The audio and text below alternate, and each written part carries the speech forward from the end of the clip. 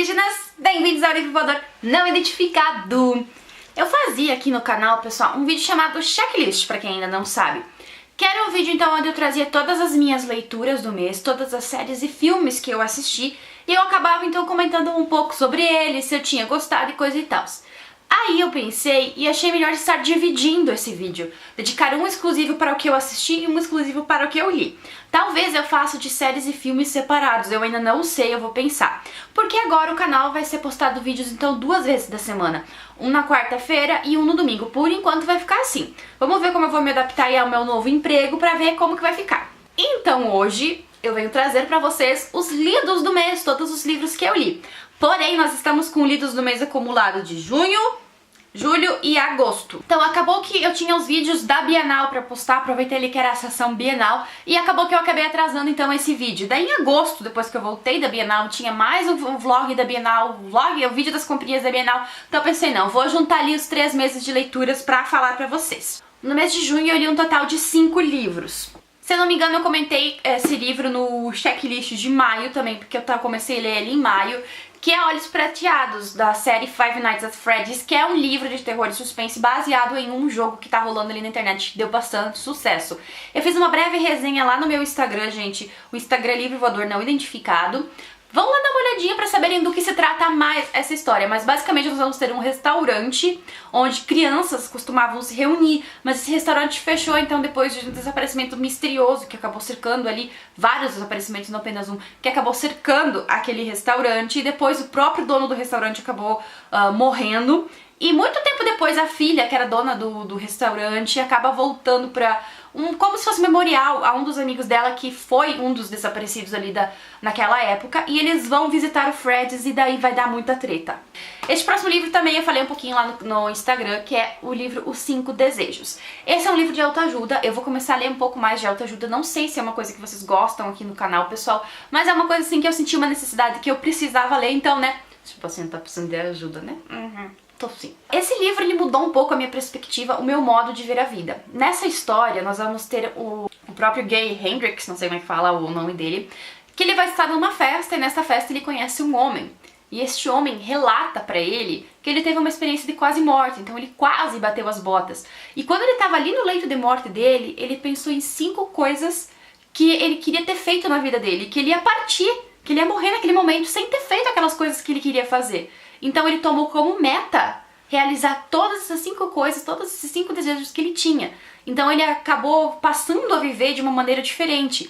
E o Gay, então esse autor, o Gay, ele acaba transformando toda a sua vida baseado nessa questão que passou esse cara. Então ele elenca 5 desejos, 5 coisas que ele gostaria de realizar na vida, e ele vai elencar modos de realizar isso. O livro é bem pequenininho, então ele é bem fácil de ser lido, você lê, senta ali, lê numa pegada, e ele vai mudar o seu modo de realmente de ver a vida. Por exemplo, você às vezes está deixando de fazer alguma coisa que você muito gosta nessa vida por alguma outra coisa, ou está deixando de fazer por algum outro motivo. Então você vai te abrir os olhos para ver que a gente tem uma vida só, e que a gente tem que viver ela de um modo pleno, de um modo verdadeiro, que a gente não pode deixar as coisas, os nossos sonhos, tudo que a gente quer viver de lado.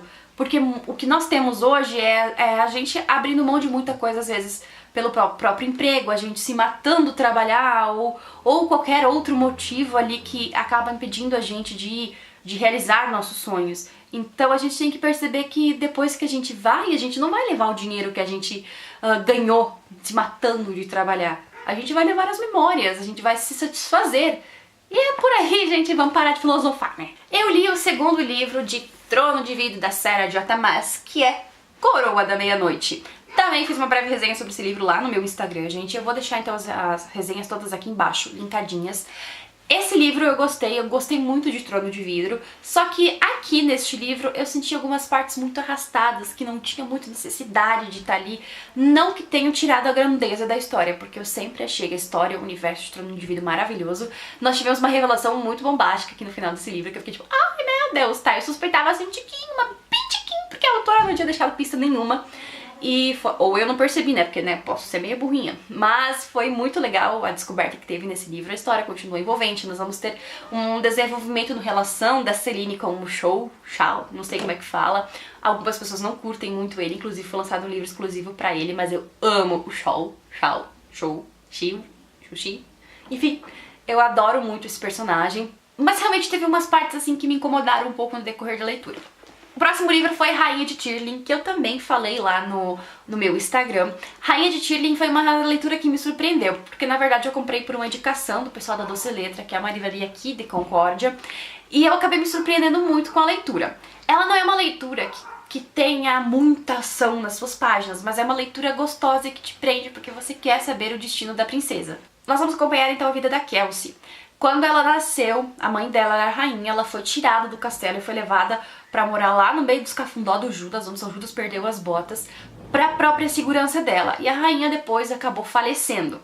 Anos depois, quando ela atinge a idade que ela pode subir ao trono, um grupo de servos leais à rainha, guarda real da rainha, acho que se chama, vai então até essa cabana buscar com essas duas pessoas que foram encarregadas de cuidar delas, né, no decorrer da vida dela, pra levar ela pro castelo. Só que ela vai acabar encarando muitos desafios até na própria ida, porque o tio dela que tá no trono quer continuar no trono e só pode continuar no trono se ela, né, se escafeder.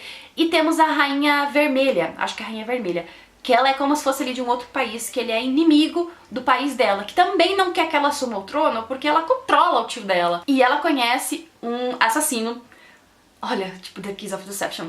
Ela conhece um assassino ali no decorrer dessa trama, ali no início, quando ela tá indo pro castelo, que eu super me gamei nele e eu quero mais dele nos próximos livros, tá bom, autora? O próximo livro eu tentei fazer um vlog dele, mas eu acabei não conseguindo fazer um vlog, mas eu ainda vou fazer um vlog de algum livro, eu só não sei qual ainda pra vocês, pessoal. E eu estou falando de Sal, da Letícia... Esse nome estranho que eu não sei falar, tá? Gente, é sério, eu juro que eu comprei Sal, eu não olhei pra sinopse, eu só olhei pro farol e pensei, poxa, farol, só pode ser suspense, só pode ser terror, ainda mais com essa cor cinza. Aí você não sabia que tinha uma lombada colorida do lado, né? Mas enfim, Sal não tinha nada a ver com o que eu pensava, ele é mais uma história de drama sobre uma família que ela mora em uma ilha onde toda a geração da família dela viveu ali cuidando do farol. E quando o marido da Cecília, acho que é Cecília, quando o marido da Cecília falece, então o farol começa a agir de uma maneira diferente. E essa Cecília, ela fica sozinha na ilha, todos os filhos abandonam ela, e ela teve bastante filho. E ela começa então a tecer, a fazer tipo um tricôzinho, uma coisa ali, não sei o que. E cada cor então retratava uma pessoa da vida dela. E ao mesmo tempo nós temos a filha dela, a Flora, que ela escreveu um livro, e que esse livro trouxe um americano ali pra aquela ilha que acabou mudando então toda a vida da família. A história é uma história comovente, é uma história bonita, mas não é algo que me prenderia as páginas. O que me prendeu mais as páginas foi a escrita poética que a autora tem e os mistériozinhos que ela ia deixando ali no decorrer da narrativa. E você se surpreende com os finais que tem, com o final que tem pra cada personagem. Foi muito legal a leitura. Julho já foi um mês mais fraco nas minhas leituras. Eu comecei lendo então A Prisão do Rei, que ele é um livro bem grande e diferente dos outros livros, ele não me prendeu tanto a leitura quanto os outros haviam me prendido. Porém, a história não deixou de perder a qualidade que sempre teve nos outros livros. Pra não dar muito spoiler, gente, eu tenho a resenha do primeiro e do segundo livro. Se vocês quiserem, eu trago uma resenha mais detalhada sobre esse livro. Já saiu a continuação e eu tô muito louca pra ler. Eu li também da Vivi Sophie, O Homem no Espelho.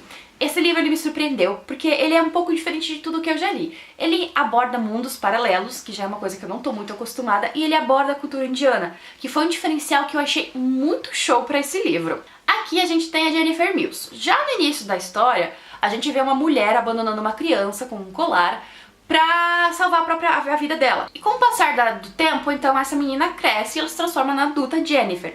E ela acaba procurando, então, uma vaga ali no museu, e esse museu, ele estava recebendo uma coleção indiana, que ela seria encarregada de recepção das peças indianas, e ela seria encarregada daquela ala, e enfim. E com isso, eles recebem um espelho negro muito misterioso. E tipo, eles não sabem nada sobre aquela coleção indiana que eles acabaram recebendo. E nós vamos ter muitas revelações nesse livro em relação às pessoas que cercam a Jennifer. Ela vai acabar tendo então um sonho, depois que ela toca o espelho, com um homem. E esse homem simplesmente aparece ali na vida dela e tá ali pra proteger ela de forças que nós não vamos comentar porque você precisa ler o livro. Mas basta saber que a Jennifer, ela está destinada a uma coisa e que a Jennifer e que ela corre perigo de vida, que tem uns seres ali que são como se fossem vampiros, mas não são vampiros, inclusive eles têm outro nome, que é um tipo de vampiro da cultura indiana que se alimenta de sangue, mas não é vampiro. Vocês entenderam? Porque eu não entendi. Eu não quero tirar muito aí os mistérios de O Homem do Espelho, até porque eu vou fazer resenha e até porque eu quero que vocês leiam. O último livro que eu li em julho foi Maze Runner 4, que é o Código da Febre, que tá bem lá no alto na minha estante, eu não vou conseguir pegar pra vocês darem uma olhadinha na capa. Em Maze Runner 4, nós vamos estar vendo como o Cruel iniciou, como ele pegou as crianças que eram imunes ao fulgor, colocaram ela ali no laboratório, como foi a criação do labirinto, o que eles testavam naquelas crianças, enfim. E nós, então, vimos Tomás e a Teresa, e nós vimos que o pessoal da Clareira, o Newt e companhia, teve uma relação antes deles estarem indo pro labirinto. O que eu gostei da história foi rever o Tomás e a Teresa, foi ver como a relação deles surgiu antes do labirinto, como eles já criaram aquele vínculo antes. Porém, eu achei que foi um livro, assim, meio desnecessário. Eu achei que não precisava ter esse livro, até porque, assim, ele decorre num ritmo bem mais parado do que os outros livros. Então eu acho que, de repente, eles poderiam ter explicado isso na própria trilogia do Maze Runner. O outro spin-off que tem, que eu já me esqueci o nome, foi bem legal de se ver. Foi legal de você ver como a explosão solar afetou, como foi que o fulgor ali em si começou. Mas esse último livro eu achei ele bem desnecessário. E agora, no mês de agosto, eu li um total de 4 livros. Eu comecei lendo o livro que eu recebi de parceria da Carla Lígia Ferreira e da Diane Cardoso. A Dia é minha amiga, nós vamos estar organizando uma antologia que eu vou trazer em breve novidades pra vocês. Enfim, elas me presentearam ali com a parceria de Meu Adorável Cunhado, que é da série Meu Adorável. Esse livro, gente, eu comecei a ler ele no Wattpad, mas como eu falo pra vocês, acho que eu já falei em outros vídeos, eu não sou muito fã de estar lendo em Wattpad. E quando eu vi que esse livro ele ia se tornar a versão física, eu corri lá pedir parceria pra elas e elas toparam e eu, tipo, eu até recebi um bilhetinho que fui uma das primeiras pessoas que quis fazer parceria com esse livro, porque eu sempre adorei o jeito que elas escreviam. Meu Adorável Cunhado, ele tem uma pitada hot e uma pitada muito grande sexy. Eu disse pra elas que esse livro é sexy, mas ele não é aquele livro que é hot o tempo todo, que é sexo aqui, sexo colar, e enfim, mas ele tem uma pitada de sexo, sim, ele tem uma pitada de hot, então não é pra qualquer um ler. A história do livro é muito divertida. Nós vamos ter a Andrea e a Andressa. Elas são gêmeas idênticas. Só que a personalidade delas é completamente diferente. E a Andrea, ela teve um período quando ela era criança que ela foi bem doente, que a família acabou mimando muito ela. E ela não consegue terminar os namoros dela. Então ela pede pra irmã, pra Andressa, fazer isso por ela. Em um belo dia ela pede então pra Andressa pra terminar com o Guilherme. Só que exatamente ali com o Guilherme, a Andrea acabou entregando o endereço da Andressa. E o Guilherme foi buscar a Andressa no apartamento dela, achando que era a Andrea. E eles tiveram uma conexão ali muito forte. Foi uma pegada, gente, que, meu Deus do céu, ali foi de perder o fôlego. E ela já foi assim pro encontro meio perdida. E naquela conversa ela acaba percebendo que ela tem muito em comum com o Guilherme, que ele seria perfeito pra ela, mas ela tava ali pra terminar com ele. E quando ela vai pra terminar com ele, ele acaba começando de terminar com ela. Tipo assim, ele vai falar pra ela que vai terminar com ela, mas ele muda de ideia. Porque a gente acaba abordando um pouco dele e um pouco dela. Então, dá pra perceber que ele foi ali pra terminar com a Andrea, mas ele acaba conversando com a Andressa, e ele se interessa pela Andressa. E o que acontece? Em vez de terminar, ele convida ela pra conhecer a família. E a Andressa fica meio sem reação, meio sem jeito, e ela acaba concordando. Então ela acaba assumindo a identidade da Andrea por um tempo pra ficar ali com o gostosão do Guilherme. Eu li também O Segredo do Talento. Ele é um livro que eu tirei bastante dicas, que é pra desenvolver talentos. Eu peguei, na verdade, mais essas dicas pra desenvolver a escrita. Mas também tem como desenvolver música e essas coisas. É um livrinho bem divertido de ler. E eu li também A Guardiã, que é As Relíquias de Aether, da Laís Lassette. Foi o livro que eu ganhei de sorteio e eu me surpreendi bastante com esse livro. Esse livro, basicamente, nós vamos ter um pouco do passado e um pouco do futuro. O que seria? Nós temos ali um reino que ela criou, um reino todo novo, e na parte do passado nós vamos acompanhar a Alva. No tempo dela tem um rei malvadão que ele quer conquistar todos os reinos, quer dominar tudo que tem por ali. E pra garantir a paz no reino dela, ela é dada como esposa dele. Só que nisso ela acaba sendo envolvida, sendo puxada pra um grupo de pessoas que está tentando lutar contra o rei. E ali no presente nós temos então a Delila. A Delila, ela é como se fosse uma descendente dessa Alva. como se fosse a princesa a duquesa ali de Kai, eu acho que se não me engano era Kai, o nome do reino ali. Ela abandonou toda essa vida pra viver a vida do jeito que ela queria. E ela acaba entrando então pra um grupo de magos. Sim, essa história tem magos, tem magia, é bem legal. Só que no início do livro os pais dela são assassinados e ela tem que voltar a reger ali o ducado que é da família dela. E nisso ela deixa pra trás um namorado, deixa amigos e coisa e tal. Só que alguém chega ali no clã deles e apaga completamente as memórias que eles tinham da Delilah, obrigando ela então a voltar e a cuidar do ducado. E ela descobre depois disso que ela tá grávida do cara que esqueceu completamente ela. E com o passar do tempo nós vamos ver que tudo que estava acontecendo ali em volta da Delilah era pra levar ela a um certo momento, era uma trama muito perversa. Enfim, gente, eu vou trazer resenha aqui pra vocês. E o último livro que eu li foi A Princesa de Onyx, da duologia Os Sete Reinos de Olivaram, da Jade Nalana, que é minha amiga. Já tem resenha do primeiro livro dela aqui, que é A Descoberta, que é a saga dos 6 portais. Esse livro foi bem incrível de ser lido, eu também já tinha começado a ler ele ali no Wattpad. Esse livro é narrado em terceira pessoa, mas ele vai mudar o ponto de vista. Uma hora vai estar com a princesa Amy e outra hora com o irmão dela, o Alec. Nesse mundo que ela criou, existem 7 reinos mágicos, que ali é o reino ali de Olivaram. Cada reino mágico tem um ser sobrenatural. Por exemplo, nós temos anjos, nós temos vampiros, lobisomens, e cada ser recebe então um nome. Por exemplo, os vampiros é o Ruby e a Amy é o Onyx, que estão ligados a uma pedra. Existem várias leis regidas ali pela Trindade em cima de Onyx, que acaba separando essas espécies, proibindo essas espécies até mesmo proibindo elas de conviver, de interagir e muito menos ainda de ficarem juntos. No reino de Onyx tem uma tradição que quando você completa 18 anos você tem que fazer uma festa, em frente de todo mundo você realiza um feitiço.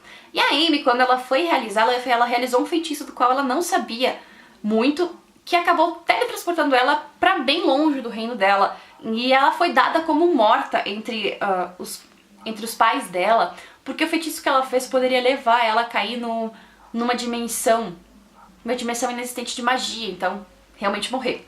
Só que ela tava lá nos cafundó do Judas e ela acaba se deparando com um pessoal chamado Clã do Pacto. O que seria esse Clã do Pacto? Eles descobriram que as leis que eles seguem foram totalmente criadas pelo imperador.